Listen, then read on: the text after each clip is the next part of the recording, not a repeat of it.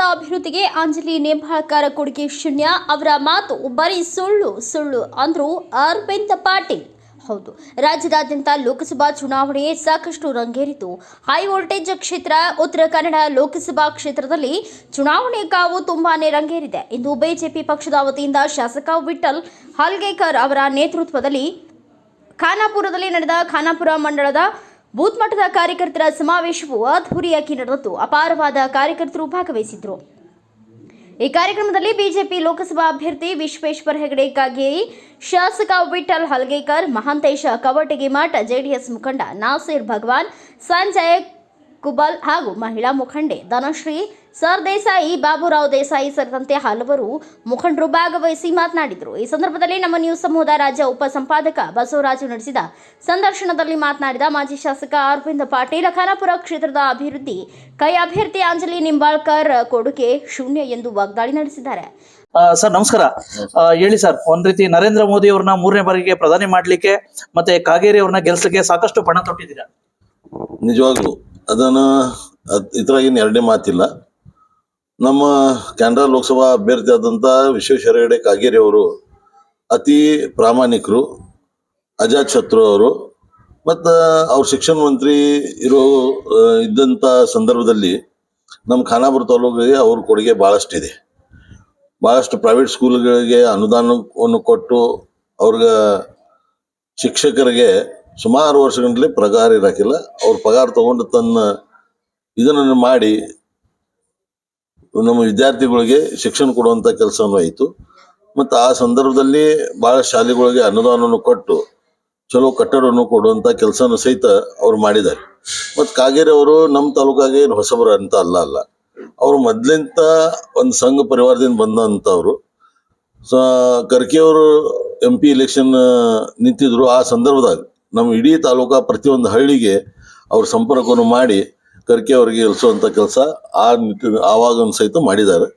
ಮತ್ತು ಬೇರೆ ಬೇರೆ ಸಂದರ್ಭದಲ್ಲಿ ಅವ್ರ ಖಾನಾಪುರ ತಾಲೂಕು ಜೊತೆ ಒಡನಾಟನೂ ಇದೆ. ನಮ್ಮ ಖಾನಾಪುರ ತಾಲೂಕ ಅವ್ರಿಗೆ 100ಕ್ಕೆ 100 ಲಕ್ಷ ಮ್ಯಾಗ ಲೀಡ್ ಕೊಡುವಂಥ ಕೆಲಸ ನಮ್ಮ ಖಾನಾಪುರ ಜನತಾ ಮಾಡ್ತಾರೆ.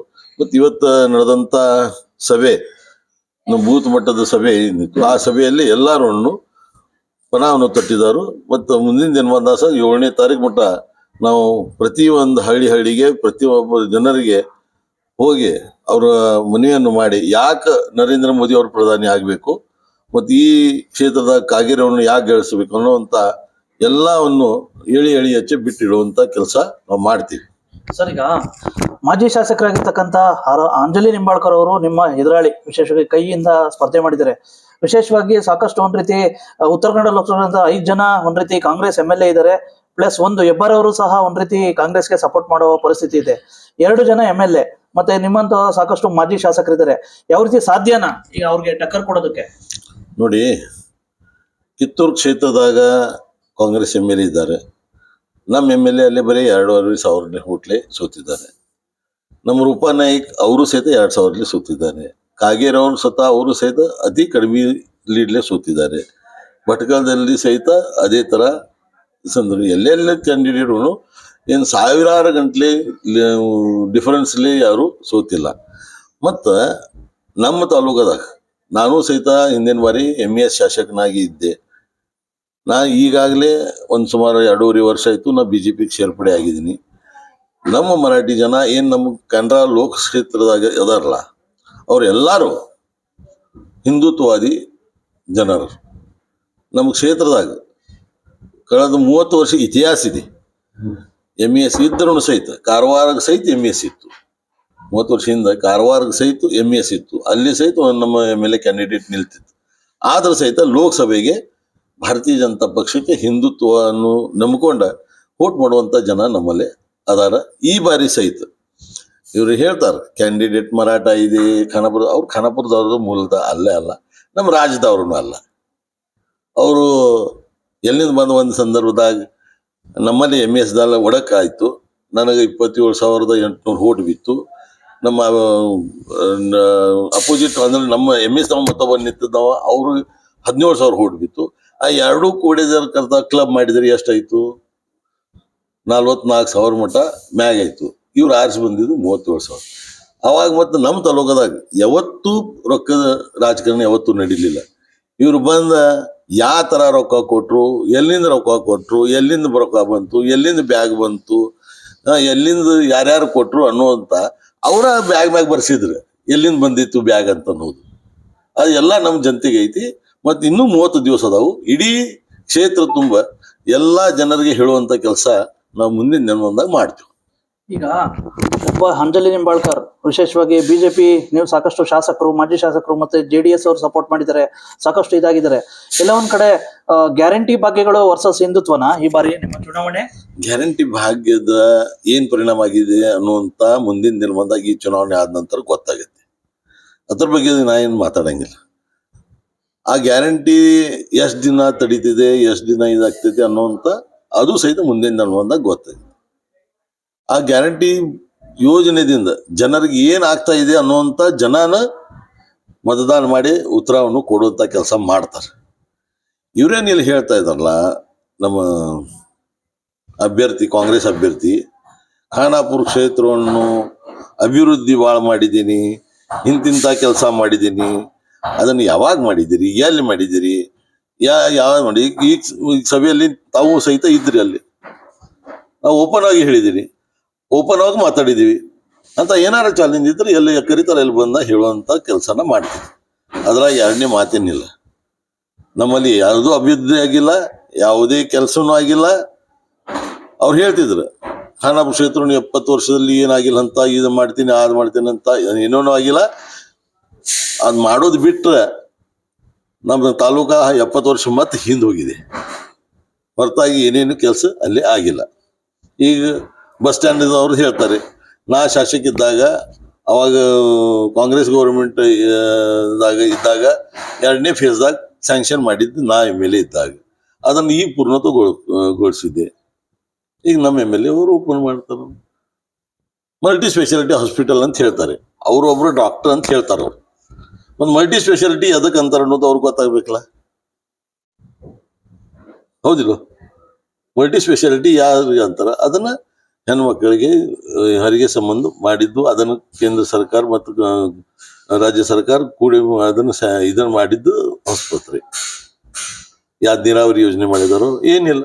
ನಮ್ಮಲ್ಲಿ ನೀವು ಸಹಿತ ಕಿತ್ತೂರು ಕ್ಷೇತ್ರದವರು, ಕಿತ್ತೂರು ಕ್ಷೇತ್ರದ ಶಾಸಕರಾದ ಮಾಂತೇಶ್ ದೊಡ್ಡಗೌಡರು ಆ ಯೋಜನೆಯನ್ನು ಮಾಡಿ ಕುಡಿಯೋ ನೀರಿನ, ನಮ್ಮ ಬಹುಗ್ರಾಮ ಕುಡಿಯೋ ನೀರಿನ ಯೋಜನೆ, ಆ ಸಂದರ್ಭದಾಗ ಇವ್ರಿಗೆ ಕೇಳ್ರಿ, ಇವರು ಎಲ್ಲರೂ ನಮ್ಮ KDP ಮೀಟಿಂಗ್ದಾಗ ಕೇಳ್ರು, ವಿಧಾನಸಭೆದಾಗ ಪ್ರಶ್ನೆ ಮಾಡುವಾಗೂ ಕೇಳ್ರು. ಅವಾಗ ಇವ್ರು ಯಾವತ್ತೂ ಈ ಯೋಜನೆಗೆ ಸ್ಪಂದಿಸಲಿಲ್ಲ. ಯಾವ ಆಫೀಸರ್ ಕಡೆ ಹೋಗಿಲ್ಲ, CM ಕಡೆನೇ ಹೋಗಿಲ್ಲ, ಯಾರಿಗೂ ಸಂಬಂಧಪಟ್ಟ ಇಲಾಖೆ ಮಂತ್ರಿಗಳಿಗೂ ಇವ್ರು ಹೇಳಿಲ್ಲ. ಆ ಸಂದರ್ಭದಾಗ ನಾನು ದೊಡ್ಡಗೌಡರು ಸುಮಾರು 20 ವರ್ಷದಿಂದ DCC ಬ್ಯಾಂಕ್ದಾಗ ಕೆಲಸ ಮಾಡ್ತೀವಿ.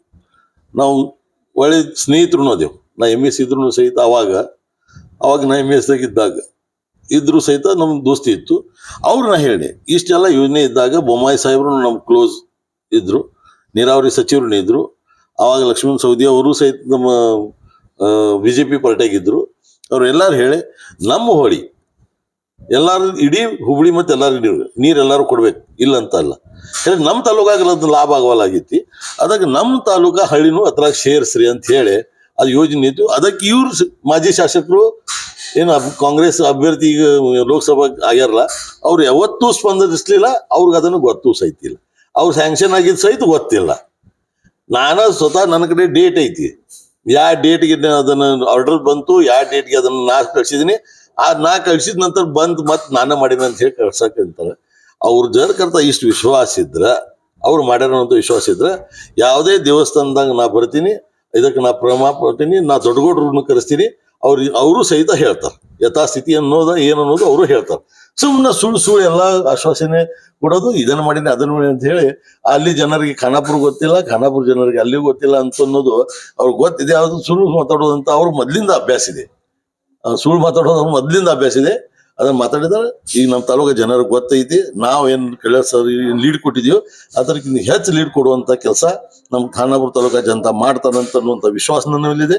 ನಮ್ಮದು BJP ಖಾನಾಪುರ ಪಕ್ಷದಲ್ಲಿ ಯಾವುದೇ ತರ ನಮ್ಮ MLA ಆಗಲಿ, ನಾನಾಗಲಿ, ನಮ್ಮ ಅಧ್ಯಕ್ಷ ಆಗಲಿ, ಉಳಿಕಿದ ಜನರಲ್ಲಿ ಭಿನ್ನ ಅಭಿಪ್ರಾಯ ಅಂತೂ ಎಲ್ಲವೇ ಇಲ್ಲ. ನಾವು ಒಗ್ಗಟ್ಟಾಗಿ ಶ್ರಮ ಪಟ್ಟು ಕಾಗೇರಿ ಅವರನ್ನು ಹೆಚ್ಚಿನ ಹೆಚ್ಚು ಲೀಡ್ ಕೊಡುವಂತ ಕೆಲಸ ನಾವು ಮಾಡ್ತೇವೆ ಅಂತ ಹೇಳಿ ಈ ಸಂದರ್ಭದಾಗ ತಮ್ಮ ಮೂಲಕ ಇಡೀ ನಮ್ಮ ಭಾಗದ ಜನರಿಗೆ ವಿನಂತಿ ಸಹಿತ ಮಾಡ್ತೀನಿ. ನಾವು ಅನುಭವ ಒಮ್ಮೆ ಉಂಡೇವಿ, ಮತ್ತೆ ಅನುಭವ ಉಣ್ಣುವಂತ ನಾವು ಅಗತ್ಯ ಇಲ್ಲ. ಅದಕ್ಕೆ ಕಳೆದ ಬಾರಿ ಸುಮಾರು 54,000 ಲೀಡ್ಲೆ ಈ ಕ್ಯಾಂಡಿಡೇಟ್ ವಿರುದ್ಧ ನಮ್ಮ ಕ್ಯಾಂಡಿಡೇಟ್ ಆರ್ಸ್ ಬಂದಿದೆ. ಮತ್ತೆ ಏನಂತ ಹೇಳಿ ಅವ್ರು ಜನರ ಕಡೆ ಹೇಳೋರು ಅದಾರವರು ಕೆಲಸ ಆಗಿಲ್ಲ ಅಂತ ಹೇಳಿ ಜನ ಅದನ್ನು ಉತ್ತರ ಕೊಟ್ಟಿದ್ದಾರೆ. ಮತ್ತು ಏನ್ ಮಾಡೋರು ಅದಾರು ಅದನ್ನ ಆಗುದು. ಅದಕ್ಕೆ ನಮ್ಮ ಜನ ಈಗಾಗಲೇ ತೀರ್ಮಾನ ತಗೊಂಡಿದ್ದಾರೆ. ಕಾಗೇರಿ ಅವರು, ಹೋಬಳಿಯವರು ಪ್ರಾಮಾಣಿಕರು, 6 ಬಾರಿ ವಿಧಾನಸಭೆ ಕಟ್ಟಿಯನ್ನು ಏರಿಸಿದ್ದಾರೆ, ಸಭಾಪತಿಯಾಗಿ ಕೆಲಸ ಮಾಡಿದ್ದಾರೆ, ಸಚಿವನಾಗಿ ಕೆಲಸ ಮಾಡಿದ್ದಾರೆ. ಎಲ್ಲೇ ಅವಕಪದ್ಧತಿಯನ್ನು ಅವ್ರು ಇಲ್ಲ. Is a white collar candidate ಐತಿ, ಅವ್ರನ್ನ ಗೆಲ್ಲಿಸ್ತೇವೆ ಅಂತ ಹೇಳಿ ತಮ್ಮ ಮೂಲಕ ಹೇಳ್ತಾ ನೀವೆಲ್ಲರೂ ಇವತ್ತು ಬಿಜೆಪಿಯ ಕಮಲದ ಹೂವಿಗೆ ಲೀಡ್ ಕೊಡಿಸೋದ್ರ ಮೂಲಕ, ನನ್ನನ್ನು ಆಶೀರ್ವದಿಸೋದ್ರ ಮೂಲಕ ನರೇಂದ್ರ ಮೋದಿಜಿಯವರನ್ನು ಪ್ರಧಾನಿ ಮಾಡಬೇಕು ಅನ್ನೋ ವಿಶ್ವಾಸದಲ್ಲಿ ಇದ್ದೀವಿ. ಮೇರಾ ಬುತ್ ಸಬ್ಸೆ ಮಜಬೂತ್ ನಮ್ಗೆ ಹೇಳಿದ್ದಾರೆ. ನೀವು ನರೇಂದ್ರ ಮೋದಿಜಿಯವರು ಹೇಳಿದ್ದಾರೆ, ಅಮಿತ್ ಶಾಜಿ ಅವರು ಹೇಳಿದ್ದಾರೆ, ನಮ್ಮ ನಡ್ಡಾಜಿ ಅವರು ಹೇಳಿದ್ದಾರೆ, ಯಡಿಯೂರಪ್ಪ ಅವರು ಹೇಳಿದ್ದಾರೆ, ವಿಜಯೇಂದ್ರ ಅವರು ಹೇಳಿದ್ದಾರೆ, ನಮ್ಮೆಲ್ಲ ಹಿರಿಯ ನಾಯಕರು ಹೇಳಿದ್ದಾರೆ. ಮೇರಾ ಬೂತ್ ಸಬ್ಸೆ ಮಜಬೂತ್. ನಿಮ್ಮ ಬೂತ್ನಲ್ಲಿ ನೀವು ನೀರು ಕೊಡಿಸಿದ್ರೆ ದಾಖಲೆ ಮತದಿಂದ ನಾನು ಗೆಲ್ಲೋದಕ್ಕಾಗತ್ತೆ. ಖಾನಾಪುರ 1 ಲಕ್ಷ ನೀರು ಕೊಡೋದಕ್ಕೆ ಸಾಧ್ಯ ಆಗತ್ತೆ. ಹಾಗಾಗಿ ನಾನು ನಿಮ್ಮ ಕಾಂಗ್ರೆಸ್ ಫ್ಯಾಕ್ಟರಿ ಮುಚ್ಚಾಕಿದ್ರು. ನಿಮ್ಗೆ ಗೊತ್ತಿಲ್ಲ ಏನೇನಿತ್ತು ಏನೇನಾಯ್ತು ಅಂತ. ನನಗೆ ಮುಚ್ಚಾಕಿದ್ರು ಅಂದ್ರೆ ಇಲ್ಲಿ ಹಿಂದವರು ಹೇಳ್ತಿದ್ದಾರೆ, ಬಹಳ ಸಣ್ಣ ಶಬ್ದ ಆಯ್ತು ಸರ್, ತಿಂದು ಹಾಕಿದ್ರು ಅಂತ ಹೇಳ್ರಿ ಅಂತ. ಕಾಂಗ್ರೆಸ್ದವರು ಹಾಗೆ ಆ ಸಕ್ಕರೆ ಕಾರ್ಖಾನೆಯನ್ನ ಹಾಳು ಮಾಡಿ ತೆಗೆದಿದ್ರು. ಆದ್ರೆ ನಮ್ಮ ವಿಠಲರಾಯರು ನಿಮ್ಮೆಲ್ಲರ ಕಾಳಜಿ ಇದ್ದ ಕಾರಣದಿಂದಾಗಿ ಆ ಸಕ್ಕರೆ ಕಾರ್ಖಾನೆಯನ್ನು ಮುನ್ನಡೆಸ್ತಾ ಇದ್ದಾರೆ. ನಿಮ್ಮ ಪರವಾದ ಕಾಳಜಿಯನ್ನ ನೋಡಿ ನೀವು ಅವರಿಗೆ ಓಟ್ ಹಾಕಿ ಗೆಲ್ಲಿಸಿದ್ದೀರಿ.